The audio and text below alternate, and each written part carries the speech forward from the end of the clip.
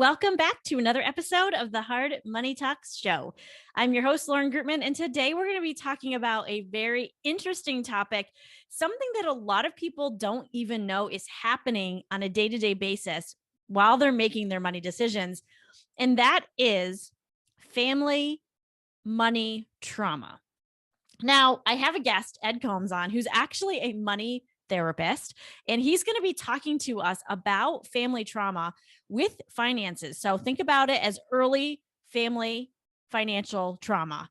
And we're going to unpack what that means today in this episode, and it's going to be awesome because there's certain things that happen, conditioning that happens throughout your life, throughout your childhood, as it revolves around money that you don't even realize is happening to you. And then you become an adult and you start to make financial decisions that maybe you don't understand why you do what you do. You don't understand why you can't stick to a budget. You don't understand why these things happen and some people get things better than you do and you make different decisions.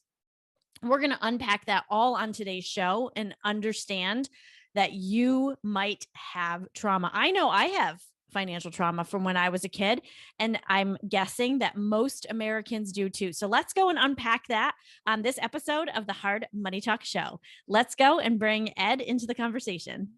All right, so we have a very special guest with us today, Ed Coambs. And so I'm just going to ask him to introduce himself. So Ed, thank you so much for being on here. I've been so excited for our interview today. So Ed, take it away. Tell us a little bit about yourself and what you're going to be sharing with us today. Wow, Lauren, thank you. It's an opportunity that I'm so excited to be here with you. I remember meeting recently at FinCon conference and just being blown away with your background as an addiction specialist and now a money expert, and the combination of just kindred spirits, right? So yes. I'm a couples therapist and I specialize in financial therapy. And most people have never even heard of financial therapy. So let me just introduce it in a very simple way. Couples therapists, or financial therapists, I should say, work with our thoughts, our feelings, our behaviors, and our relationship dynamics that come up around money. And we help you try to make sense out of what often feels completely irrational and nonsensical. And there is actually meaning behind all of those pieces that people have. So that's what I spend a lot of time, is swimming in those waters of the sadness and the anger and the resentment and the jealousy and the envy and disappointment, all the hard emotions. All the hard emotions specifically tied around money. Especially tied around money. Right. Yes. Right. And I think that's one of the first conversations we had, was because I was looking at your book. I met you at the FinCon book table, and I picked up your book and I was like, oh my gosh, this is amazing, because money isn't just about money. It's about everything else, because money touches everything that we touch, right? So money isn't just about money. There's all these underlying things that have to do with money, which is, people are fighting about money, but it's really not about money. And talk a little bit more about that you see in your marriage therapy and all of that. Yeah, so I think one of the things that I like to help couples really start to understand is that we're meaning-making creatures, and we build associations with everything, but especially money. And I know, Lauren, we're going to dive deeper today into family of origin, but so we'll get there in a moment. But we learn about money from the time that we're an infant all the way through. Those first money memories that we have in childhood set the stage for how we experience money. And I was just reading Morgan Husserl's The Psychology of Money over the weekend. It's a new book. It's out really big. And he says, I loved his framing because he said, your experience is 0.0000001% of all of experience in life, but you think it's 80% of the experience of the world.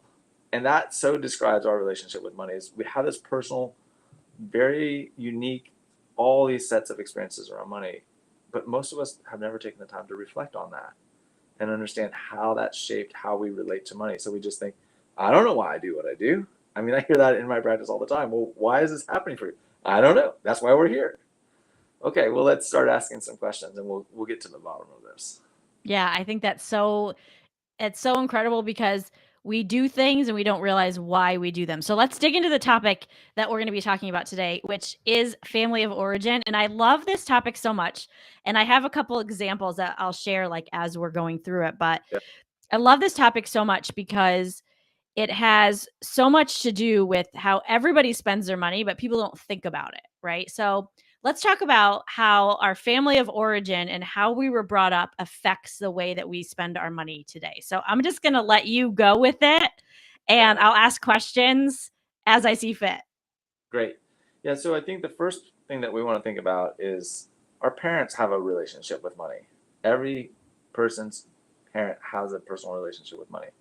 And as a child, you're watching the way that your parent spends money and you're experiencing the emotions associated with the way that they spend money.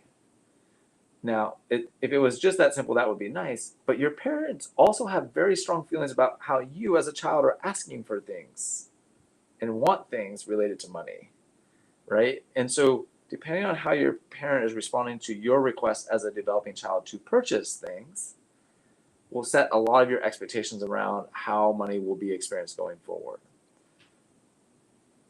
Yep, I totally agree with that. So I'm going to use my family growing up, right?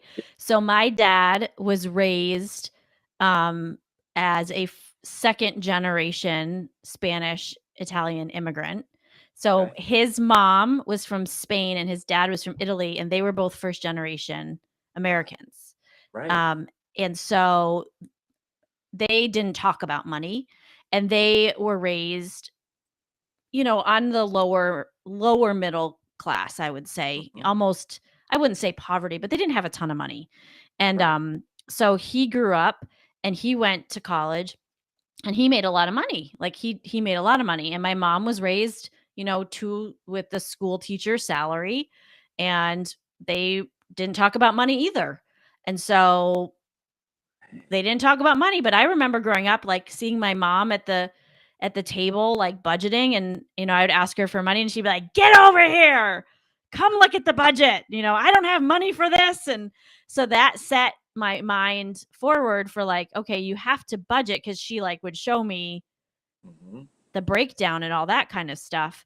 But then on the flip side, uh, I have known friends of mine that were first generation Americans that came from very impoverished households overseas. Mm-hmm. For example, I had one friend that didn't have shoes growing up and Right. he could not stop buying shoes. That's right. So so talk oh, so talk to me a little bit about that. So what happens in those kind of situations where we didn't have something and now it becomes maybe an addiction or a fear that Yeah. we won't ever have it again, so we can't Right. make sense of not having enough of it? That's right. And it's such a common phenomena. It happens so often where we get stuck in these compulsive patterns of consuming that which we did not have as a child. Right? Deprivation is a very significant thing. It gets imprinted deep in our brain. And I think the biggest thing that ends up leading people to a lot of shame around this is that they, as adults, think they should be able to just think their way out of it. But the deeper reality is when we understand the way our brain is structured, it's not a thinking problem.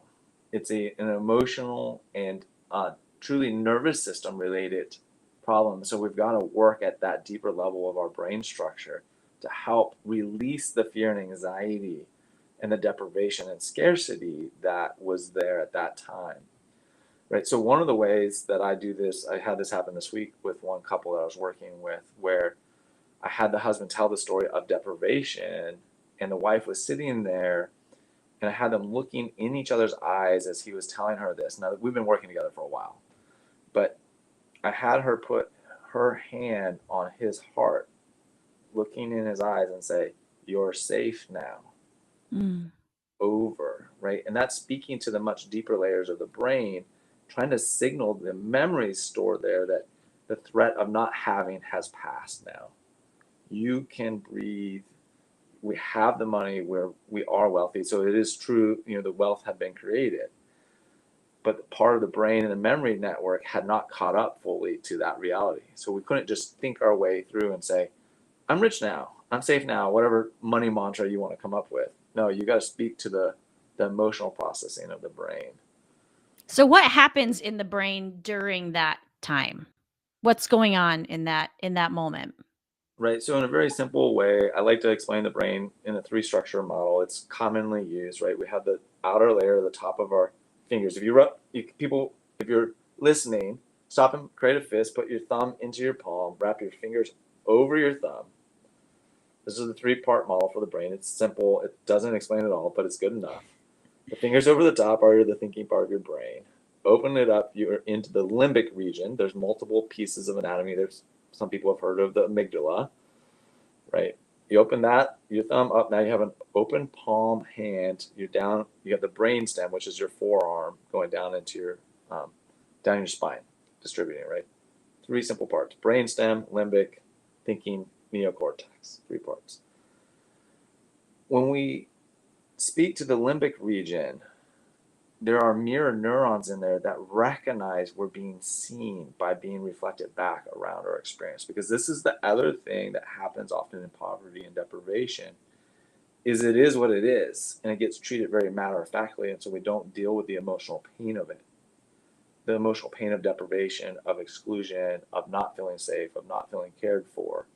So this then easily expands back out, obviously, into a lot of different places where we can experience emotional pain and we get left feeling unseen, uncared for. And so a large part of recovering from financial trauma and abuse is being able to be seen and to tell the story, which integrates across the different parts of our brain. So I Okay, know so if that's a lot to digest. that is. Okay, so if somebody so let's dig a little bit deeper. So what would you see as financial trauma? Like what are some examples if somebody's like, "Okay, I don't know if I have financial trauma growing up." Like what are some examples of some cases or what would you consider financial trauma from a very young age so somebody can recognize this in themselves?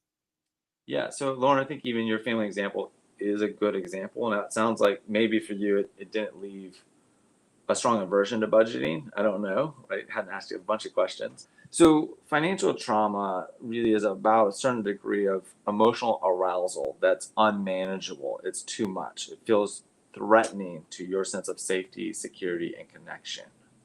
Right? That is trauma in a nutshell. So, when we pair it with financial experiences like mom yelling at you, get over here and look at the budget. And then she explains it kind of coldly and rationally, but missing the emotional connection. I've heard multiple clients talk about it, and there's somebody else I was talking with recently. Their husband had that type of same experience. He won't look at a budget now because it evokes all those old memories of being yelled at, which got interpreted for him as I'm less than, I'm not good enough, right? Mm. So trauma then starts to create this story in your head that I'm not good enough, I'm not capable, I'm not smart enough. So if we can start to recognize that when mom and dad did fill in the blank with money, it left me with this negative evaluation of myself or of my parent or of the other parent, right? So some of the big areas where this can start to come up is around that spending request that you're talking about, where as a child, you literally don't know better. You can't even really contextualize why mom and dad would be stressed about money. You just are not developmentally there yet. And mom and dad aren't really thinking about your developmental sequence and the age appropriate money messaging. They're thinking about, I got these bills I gotta pay, and this kid is making another request for the field trip or for the shoes or for the, whatever. And it's, as a parent, if you don't know how to navigate those conversations well with your child, you're gonna leave these stress and anxiety induced memories with them around money and its availability. Ooh, that's a good point for us parents out there of how do we want to, raise our kids so that they understand what's going on or not understand because they really don't need to at a certain age, right? Yeah, I think these are some really big questions that I'm starting to explore deeper is thinking through a developmental lens. What are kids capable of understanding at different ages and stages? Right. So I have a 10-year-old, 5-year-old, and a 4-year-old. And it's remarkable how different their understanding of the world is. And I get to see that clear contrast and being able to respect where they're at and how do we set limits, right? So my 5-year-old recently asked me this week. He said, "Dad, can you take me to buy a toy?" Oh, okay. Well, that's not something he has ever asked me before. Oh, okay, sure, Simon. We can't do it today. We'll do it this weekend. Well, even that is a simple frame in my mind and your mind, right? Like it's Wednesday. I say this weekend. Okay, that's a few days away. He still doesn't even know how long like he's just starting to figure that out. Mm-hmm. Hold that long to get a toy. So of course this weekend comes around and I say, okay, we're going to go shopping. Well, he actually remembers and says, Dad, are we going to be able to go buy a toy today? So this could have played out a number of different ways, right? Because no, or you're no, right? If I was just saying that to pacify him, then his feelings would be hurt. Right. So because I had said yes, we can do that this weekend. I needed to true up and be consistent with that, Right. and give him the space to go into the store and I was shopping and we had a bunch of different errands. So I was like, in that rushed parent state of mind that we all know, it's like I just want to get in, get out, get your thing, and get on with this. Right. But even that isn't helping him be thoughtful about what he wanted to purchase, right? I could have rushed him through the buying decision instead of giving him the space to explore in the environment what's really truly interesting for him and to talk with me about that. So we get a very different relational experience that way. Right. Oh, that's a great point as well. Okay, so back to the family of origin. What do you see as, one thing that we're going to cover on the show at more depth is poverty. So, if Mm-hmm. people were brought up with very little, Yeah. what do you see that affecting? And I know there's a variety of different types of ways that can affect you growing up, but I mean, Yeah. I've seen it personally in my work online as a financial educator of people either a spending everything Mm-hmm. because they know how money doesn't really mean anything, or b having fear of spending money because they're afraid that they won't get any more. So I've seen both aspects. Yeah, well, I think you're naming something that's so important is, and we can use poverty has a traumatic element to it, right? And trauma, one of the hallmarks of trauma is polarization on either end of the decision making continuum, Hmm. right? And so you get that, I might as well spend it now because I don't know when I'm going to get anymore. And so you got that compulsive side of spending because I don't know when it's going to get gone. Oftentimes there can be theft within the family around money and poverty also. Hmm. Adds a layer of kind of chaos and anxiety. Is I don't get control over this money, so if I don't spend it now, somebody else is going to take it from me. So we've got that piece, right? And then the inverted side is I don't know when it's going to come again, so I've got to hoard it all. I've got to keep it really tight, right? And this is where, for some people, they leave poverty and they end up in this land of wealth, but they don't even recognize they're wealthy fully because there's a part of their mind brain that's still stuck in poverty. Hmm. So now, when we talk about family of origin and how patterns get passed down the generation, and I think about even my own family, I didn't grow up in poverty. I grew up in a solid blue collar family. But as I've grown up and been able to have more reflective conversations, I realized my grandfather grew up in poverty with his mother, who was married to an alcoholic and very poor and gave a lot of money to the church that built resentment around him. And then he worked very hard, but and accumulated a modest amount. But my mom was impacted by that and her anxiety around money and not having enough, but wanting more. And so you also have this kind of splitting psychologically where sometimes you can be really big in fantasy about the future and what it will be like, grandiosity, because that helps alleviate some of that burden of feeling trapped in poverty. And so there would be this like dreaming of this nice dream house, but like feeling stuck in the reality of this house Right. that I think is all interrelated with these past experiences. Yeah, no, I think that that's a good point because there's that dream of like getting out of it, but then being stuck in it, and how do you get out of that poverty mentality? But I've seen that a lot in just a couple people that I know personally, kind of being stuck in that, like all, that those two different sides Mm-hmm. of family. So let's dig a little deeper into that, passing the generational um from generation to generation, because I think that's an important thing. How do we break that? How do we break that generational I don't want to say curse, but how do we break that generational passing of the trauma from us to our kids, or from our grandparents to our kids? What are some ways that we can do that? And I appreciate your sensitivity to the language about generational curse. And I've had clients use that language, and I think it's understandable why it can feel like a curse, right? Mm-hmm. It's going to sound simple, but it's really a complex process, right? Is that insight, reflection, and integration. So let me break that down. Right? Insight is going to be part of what you're getting from this conversation. You're listening to it and saying, oh, this is a different way of thinking about my family that maybe I hadn't thought about before, or now I'm thinking about it a little differently and realizing, like, yeah, you know what? Actually, it's not just my mom, but it was my mom's experience with her parents, and then her parents had that. So that creates this expanding thing, right? Which helps your brain kind of open up and say, wow, this is bigger than just me, and this stretches back. That's the insight. The reflection is, well, what does this mean for me? How do I change that? How do I relate to this differently? So Mm-hmm. now we work with some of the different emotions. That's the sadness, the anger, the fear. And oftentimes that gets encapsulated in grief. It's a shattering of the perspective of that you've held about why it is the way it is, and opening to a deeper, more complex reality. That That's last deep. piece, yeah. The And grief part, that's an important piece. the grief part is so important and so necessary, and one that many of us don't know the first thing about.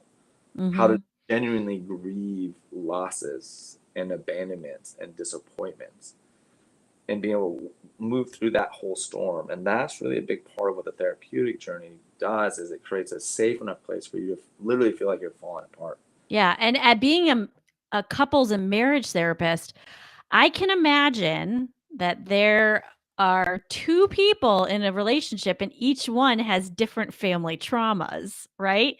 Oh, So yeah. explain that to me. Okay, so I'll say, so I'm divorced, but me and my ex-husband we're on very good terms. Yeah. We co-parent very well together. Right. However, we had very different money personalities, and we had Yes. very different family of origin issues. So he was raised, I'll use our example, and I can see this playing out in our parenting of our children as we speak. Even though we're divorced, we still co-parent very well. Yeah. That I was raised in, you focus on your education and you can get like a fun job for fun money, but like us as parents will take care of everything else, right? Like your job is to be a student, Right. and I'd rather have you play sports and focus on your education and do that. So he was raised where like his dad worked like, kind of a blue collar job, and you had to get a job if you wanted to afford car insurance and a car and spending money, because there just wasn't money there. So Right. we have a 16-year-old son, and he is like, you need a job. And Right. I'm like, you need a job. But you know what I mean? Like, Right. The like emphasis is totally different. The music comes out very it different. does. Like, I'm Yeah. like, you need a job, but it's because I feel like you need to have responsibility. And if you don't find a job right away, it's not that big of a deal. But his dad, on the other hand, is like, you need a job. Like, you need a job. Like, you're 16, you need a job, And so it's coming out differently because of the way we were raised. So I can imagine that that is a huge issue for married couples, and they don't even know that that's the issue.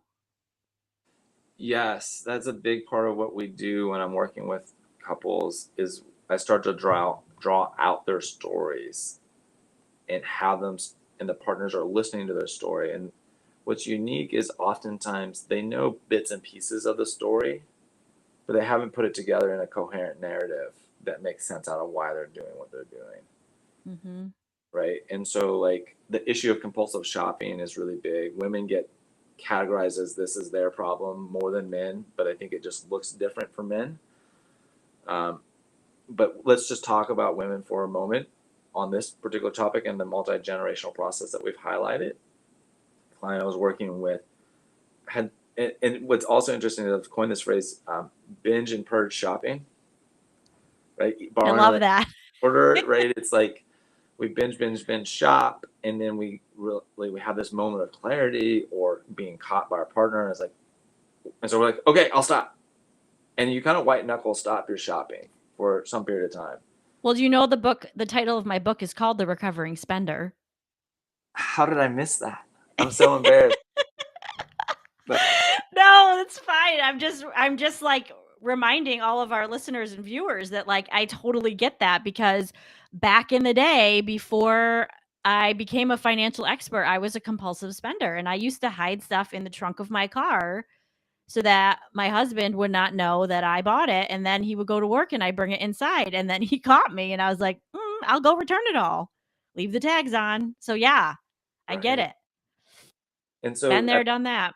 been there, done that, and it's often about unmet emotional needs. It's often about having certain emotional needs met through shopping, right? So for this client that I was working with, we traced it back to the grandmother, and the grandmother would take her shopping, and it would be an enjoyable experience, right? So now, remember I talked about money and associations. This is why marketing works, folks. Is Mhm. marketing is all about building associations in your brain with their product and their brand. So the same thing is true at that like more personal level is if you go shopping with your grandmother and it's a good time and it's sometimes a stress reliever, then you internalize that forward.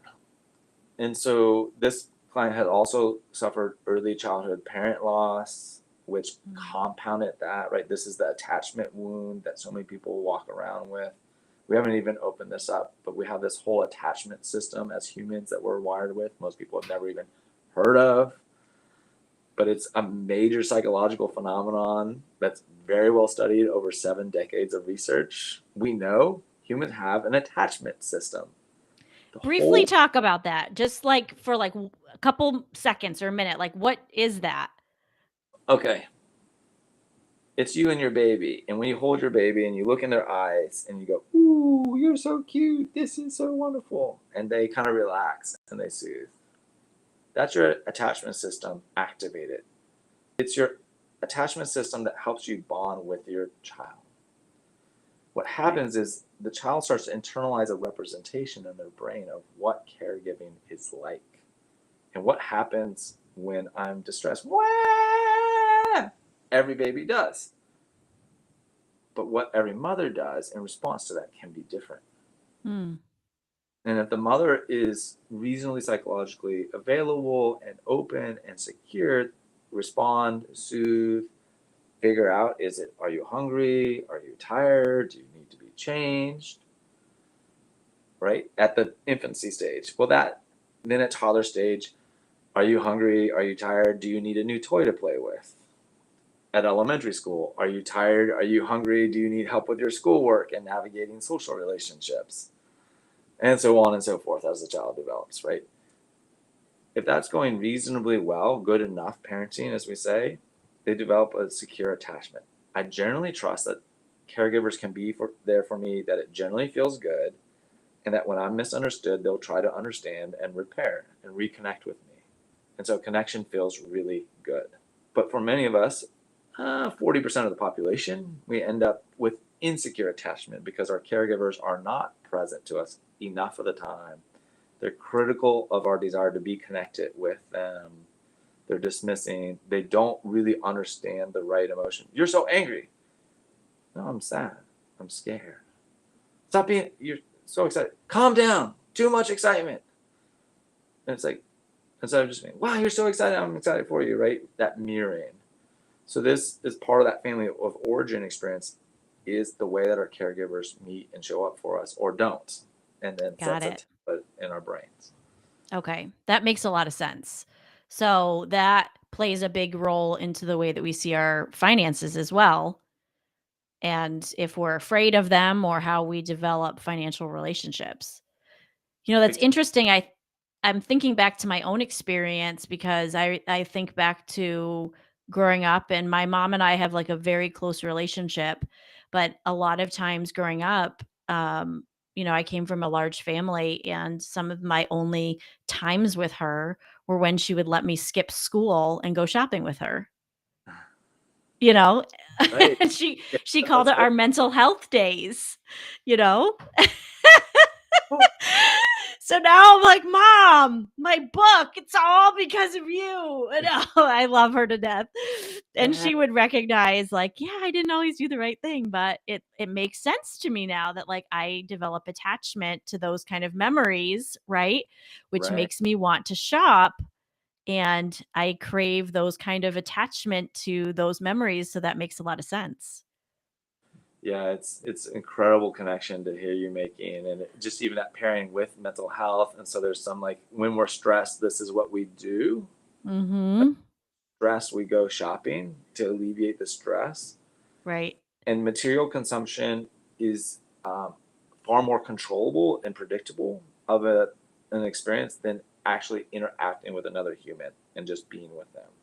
Yeah, I totally agree with that because it takes a lot more work to be a good friend than it does to go shopping, Or to be a good mom, right? Yep. And you can present. just check out and you get that endorphin rush. Uh-huh.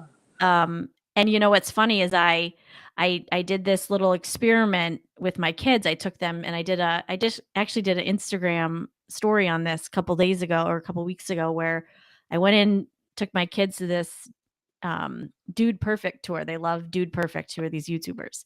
Yeah, right.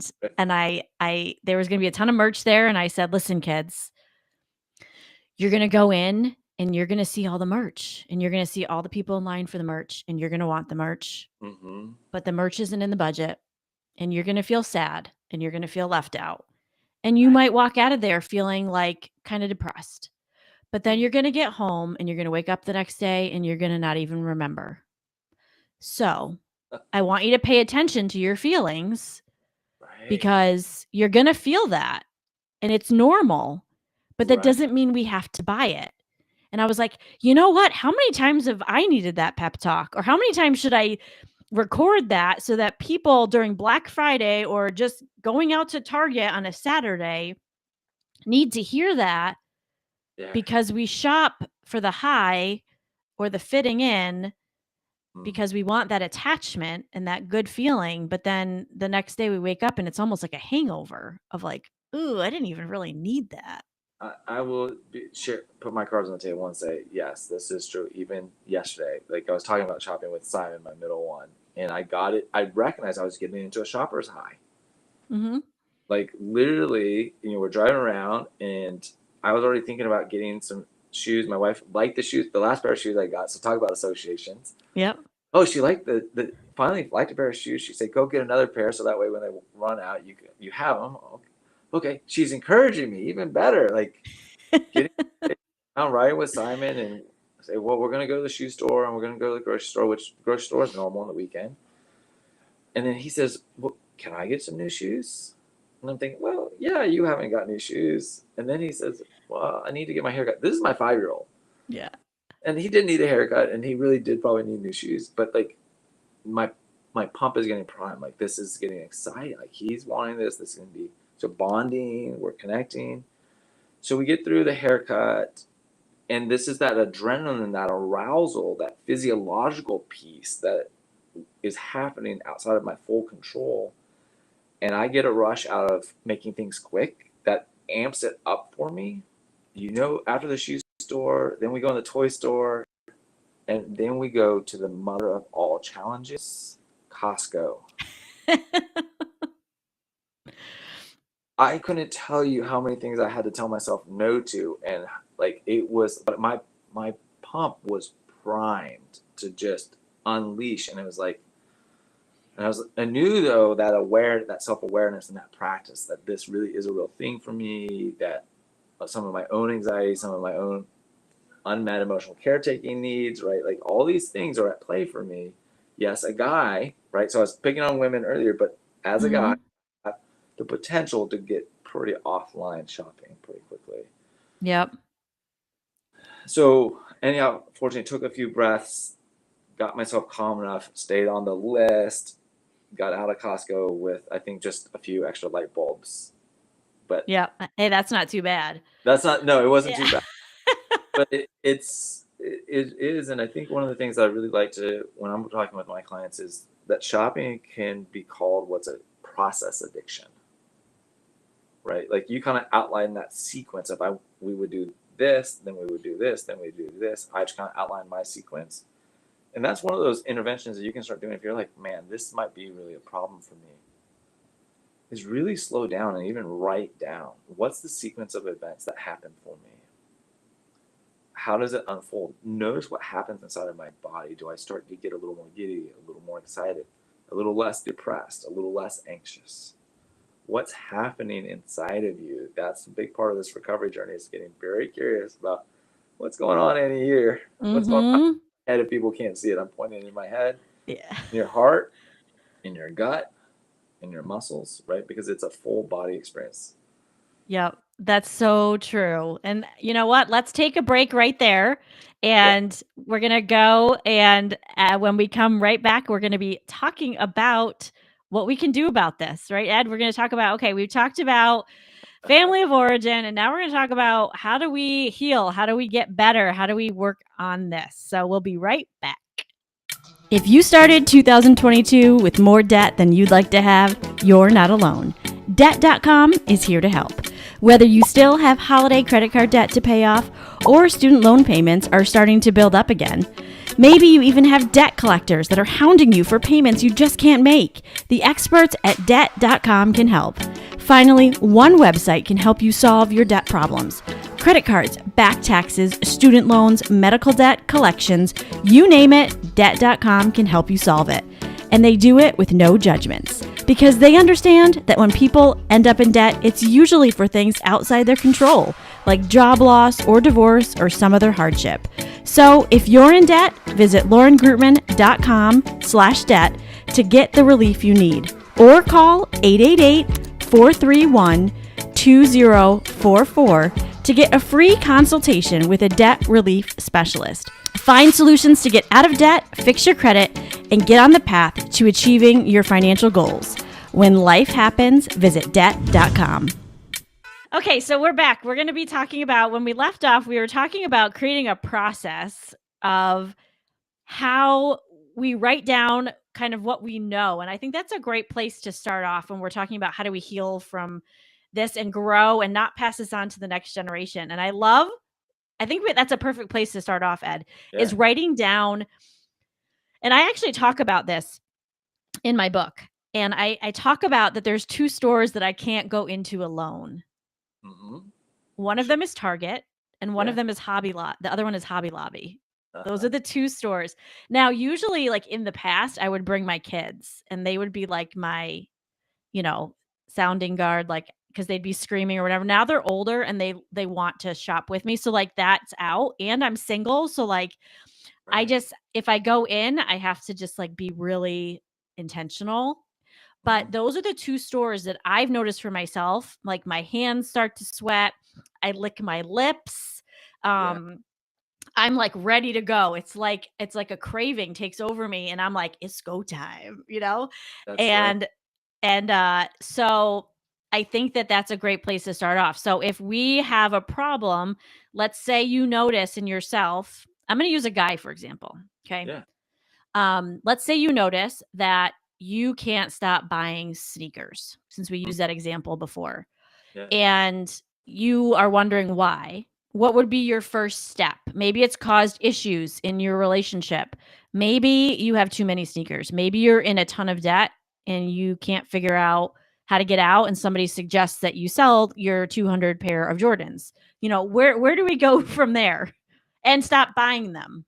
Well, I think the first thing we do is we recognize this is going to take time to work through. Instead of thinking there's going to be some magical quick fix or one exact thing that's going to get me there, there's going to be some experimenting to figure out what it is for you that helps you work through this. Because you buying too many sneakers, I love the phrase sneakerheads, right? There's this Yep. whole category of consumers called sneakerheads, and they're obsessed with shoes.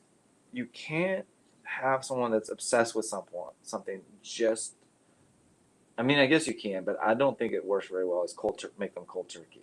you have to help them build internal motivation, right, to make these changes. They've got to come to these conclusions to themselves. So if you're in that space and you're saying, well, what do I do for myself if I can't go see someone right this second? Well, the first thing is you're listening to this conversation. What's happening for you inside? Are you having a freak out response like, oh my God, they're telling me I can't shop anymore for shoes?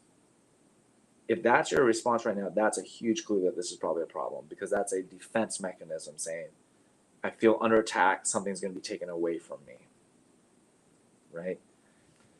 I think, then one of the other things is literally writing that journal process down, getting the paper out and starting to say, start before you're ever thinking about buying a sneaker, and then try to drill down writing into what happens to me when I start to think about buying a sneaker. Then what's the next step? And then what's the next step that happens? So it's like I get a little bored, so then I hop online, and then I go to that app that I love. Let's just call it Amazon. And then I'm on Amazon, and then I'm scrolling through the sneakers, and then I see the sneaker that's the red and blue one that I've been wanting. And then I feel that arousal, licking the lips. Lauren, that was such a great visual. The palm sweaty, right? That's that physical arousal going heightened. And it's a good thing that you have that that's a natural system. But it's been co-opted by the technology and by your experience. And then you buy it. And then look at what happens afterwards on the backside. Usually a little bit of a crash and a lull until the package comes, and then the package arrives, and then what happens? And notice the sensory experience, the smell, the sound of opening the package, the physicality of ripping it open, the excitement. And then what happens next, right, is maybe you put them on, or maybe you don't even put them on. You take them and you put them right in that special place, right next to the other shoes, right? And everyone's process is going to have some similar elements and some nuance that makes it their own. But the more that you can come to terms with what your process is, I think the more that you're going to become aware of, like, I'm in that cycle again. Mm-hmm. Because the part of addiction and compulsion is it becomes so habituated that you don't even recognize you're doing it anymore. It's just automatic. So true. And then it feels like you don't have any control to change it. And that's the powerlessness stage of compulsion and addiction, right? So there's nothing inherently wrong with shopping and wanting to buy new shoes and replace them, especially if it's within your budget or your planned amount of discretionary spending. But when it starts to impinge on your ability to save money for your future, to pay down debt that you have, to talk with your partner about how much money you're spending in this category, those are all red flags that there's something much bigger at play here. And we don't recognize this as easily as the alcoholic or the drug addict who slowly starts to lose control over their life and their relationships because they spend more and more time thinking about getting the next drink or the next drug. The same can be true with shopping, as you start spending more and more time thinking about shopping and buying and consuming. Mm-hmm. Consumer society, that's a very challenging thing to break. It is, because it's literally at your fingertips all the time. We are in an unprecedented time. Our brain has not caught up with the technology to regulate, and the people designing the technology literally study neuroscience and arousal systems to design the software to get us to buy more, to make it easier. As a business person, I study these things too, because I do want you to buy my goods and services. And I think there's a healthy way to do that. But there are not all systems are created equally. I agree. So let's talk about how do you know that it's a family of origin problem, though, and that you're not just an overspender. Like, how do you, like, say you have the sneaker issue, right? You know, like, I've talked to people sometimes and they're like, oh, I never thought about that. Like, I never thought that had anything to do with how I was brought up. Like, how can you realize that maybe this is a little bit deeper and you might need to go maybe to some therapy and figure out where that comes from? I'm going to be really honest, and some people may not like this, but it's pretty much a guarantee that there's some family of origin issues. I would agree with that. That's why I asked the question. Okay. All right. Fair enough. I mean, there's still that really nice guy inside of me that doesn't want to offend anybody. But the truth is, like, in all sincerity, there are family of origin issues, and getting help with that is one of the most life-giving things that you can do for yourself. The difficult part is it's not going to be immediate. Is it might be a longer journey, because the reality is your problems with money are often also related with trauma, and not just financial trauma. I've had quite a few people that have grown up with sexual abuse as part of their background, also physical abuse, emotional abuse and neglect, parental addiction, parental divorce, parental incarceration.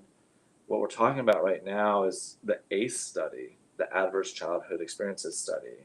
And so that is what correlates or helps us see how increasing amounts in different types of trauma increase the risk for us having a wide range of negative health outcomes. Now, financial disorders are not readily acknowledged in the professional literature. It's changing, but they're legitimate issues.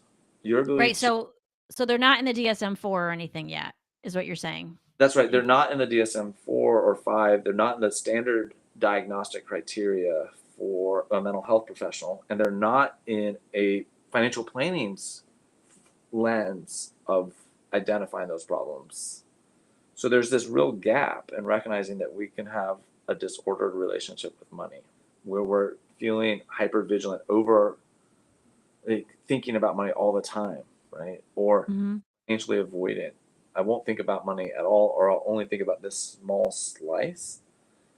And this is where financial planning really helps us to say, here is the range of things that we need to think about in your financial life.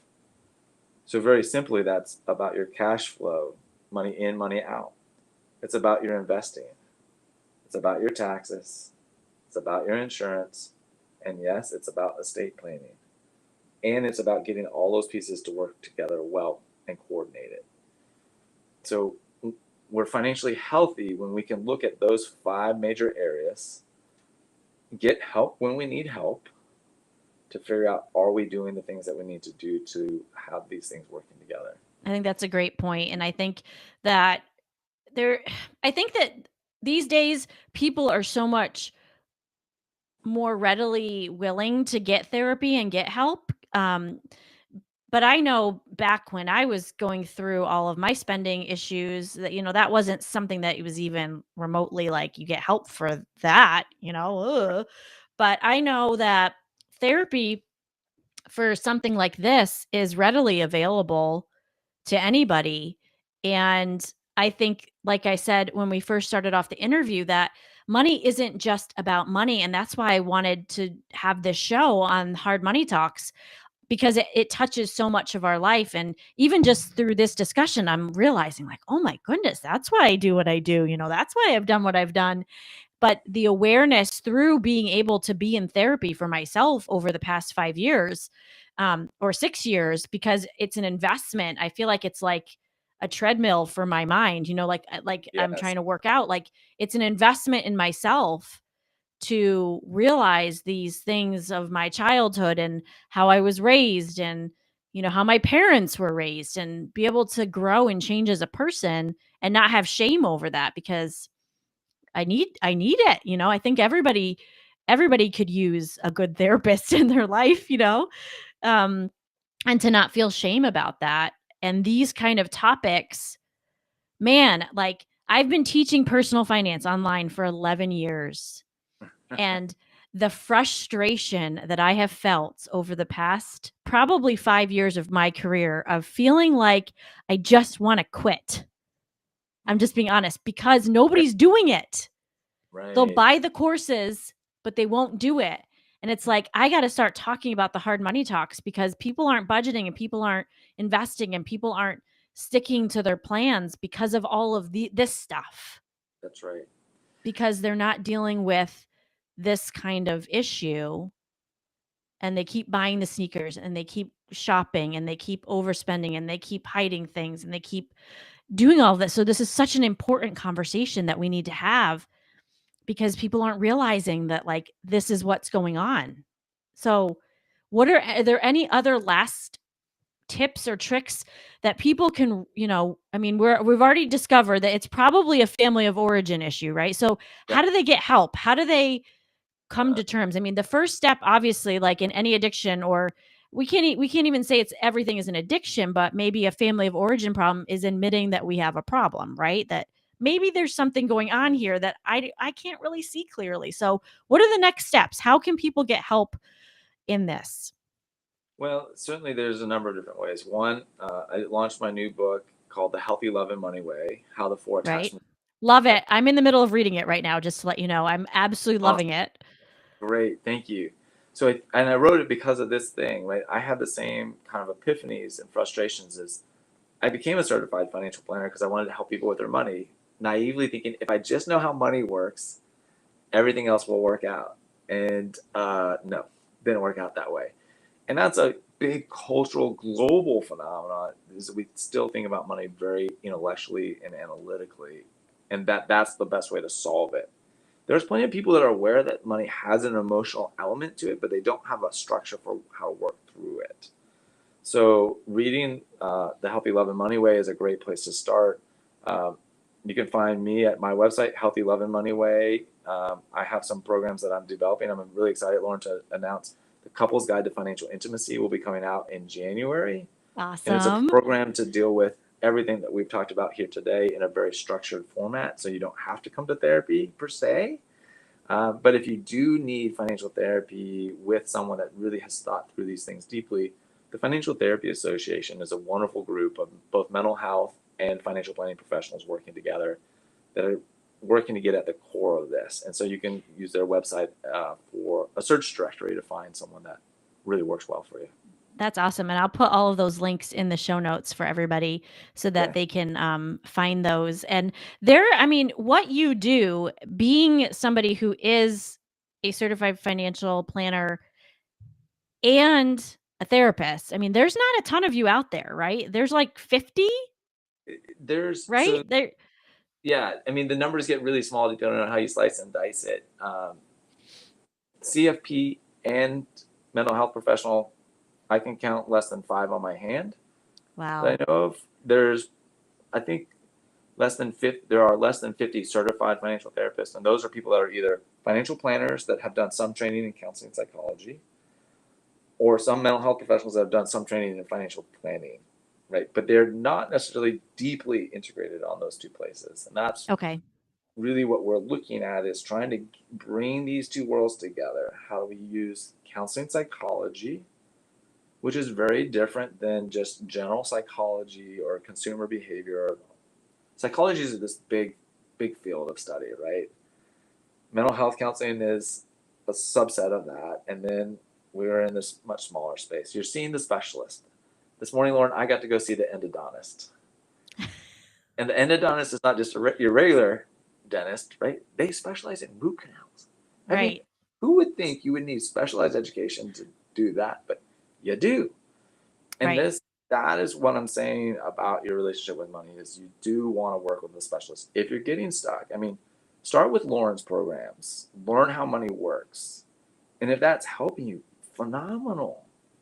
But if you're getting stuck on making money progress, then you got to look for something more. Don't be frustrated. Lauren's teaching great information and knowledge, and you need that to make progress. We're not abandoning understanding how money works, but we got to understand how you work with money also.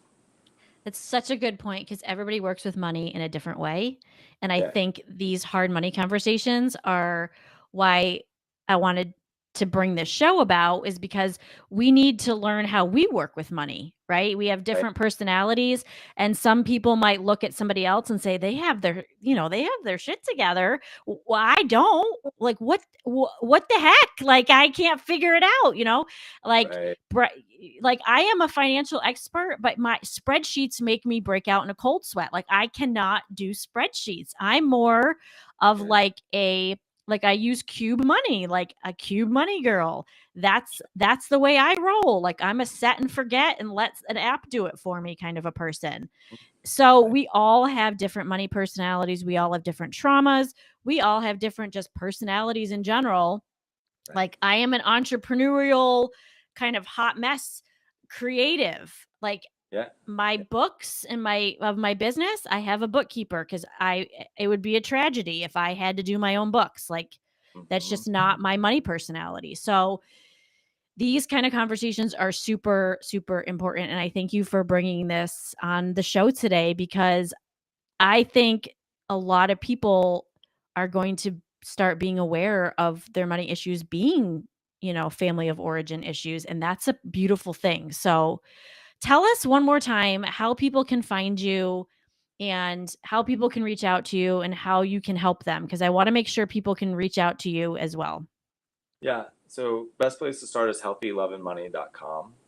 And from there, you can read my blog, see the book, courses. But I'm also on Instagram, Facebook, LinkedIn. So those are great places. I'm actually, if you like TikTok, I'm on there too. I'm trying it, right? Because I want to get this message out here. I don't want people to have to suffer in isolation or aloneness.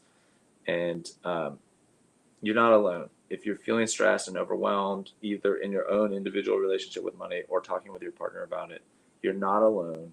There are resources and help out there, and reach out, get help. Yeah, definitely. And I love you do these little video clips on Instagram, which I absolutely love. I watch every single one of them because they're like short little, like, they make you think about Right. something. And I think your message is absolutely needed. So I'm just so thankful to have you on the show.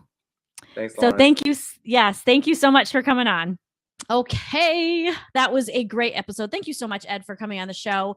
I absolutely loved this topic. And when I met him, I said, I've got to have you on this show because this is a topic. I mean, me and him could talk about so many different topics over the course of this show. But one of the big things that people don't realize is that they are spending their money a lot of times based on a conditioned mind of things that happened to them when they were a child. I think back to somebody that was born in poverty and then they grow up and they have a ton of money. Like, what are the things that follow us around in our life that affect our financial decisions? And that's what I wanted to talk about with Ed today. So for all of the links that we talked about in today's podcast, you can go to laurengrootman.com/podcast and get all of the details. Check out Ed, get his book right from there, and check out all of that. And you can also join my community where I'm helping people every single day unpack these hard financial messes and also helping you get on a budget and get out of debt. So definitely go and check out my community as well over at laurengrootman.com/community. So thank you so much for joining me, and we'll see you next week. Bye.